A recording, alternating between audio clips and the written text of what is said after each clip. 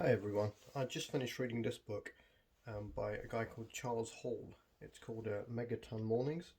So that is a thermonuclear blast on the cover.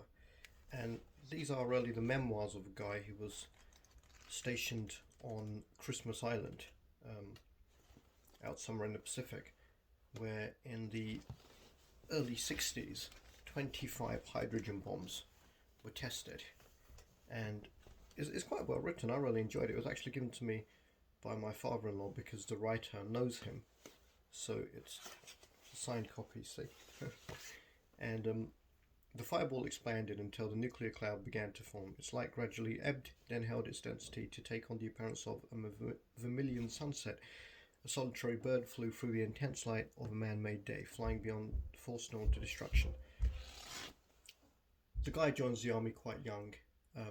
He leaves his wife in somewhere in Essex, and he's stationed out to this island. It's really about what it was like living on the island, the people he met there, the people he met on the way there, his time in Singapore, which he didn't really like, his time in Hawaii, which he didn't really like, and how being on this isolated island affected him and the people around him. There was one guy who clearly lost his mind. There was an American camp set up on the island as well. There's a lot of disagreement back then about who owned the island. I think that's crazy. How can one country own another country? Oh, we're back to colonialism. I know, it just doesn't make sense.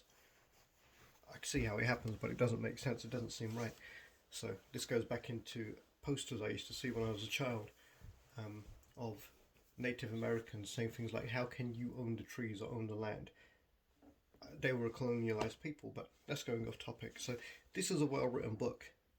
It's quite moving in some parts, quite funny in other parts, because these are young guys. They're stationed out there. They're getting their hands on lots of booze. There's nothing else to do. They're getting into fights.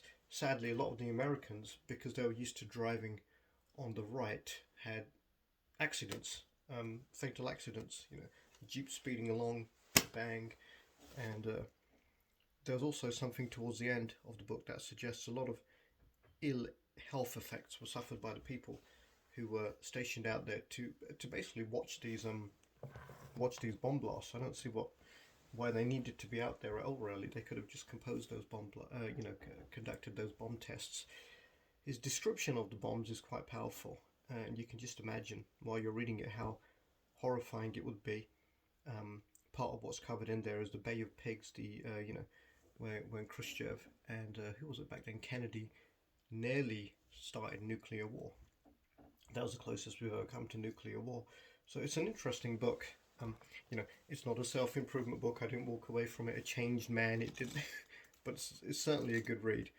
And I don't know how easy it would be to find, because it's I guess it's not in such great circulation. I'd never heard of it before, but my father-in-law, like I said, just said you might enjoy this. So good book, a couple of 100 pages long, nice story. Nice doesn't sound like the right word, because it's about the topic, of thermonuclear bombs, hydrogen bombs as they're called. But interesting from the perspective of a journal, nicely written from the perspective of a journal, what he goes through, the people he met, and what effect being on this island so far away from anywhere. They went shark fishing. There wasn't much to do. They tried to play tennis, but it was too hot. They became more and more agitated. And over the months, he was there for a full year, more and more depressed. Interesting thing he pointed out. He said the island seemed to be taking revenge for the bombs. And what he means by that is there were 25 bombs tested and 25 deaths while he was there. Mainly on the American side. I think entirely on the American side. I would recommend it if you can get hold of a copy. It's a good read. It's published by Owl Press. See there? Owl Press. And it's by Charles Hall. I'm going to take this back now. Alright, hope you enjoyed that.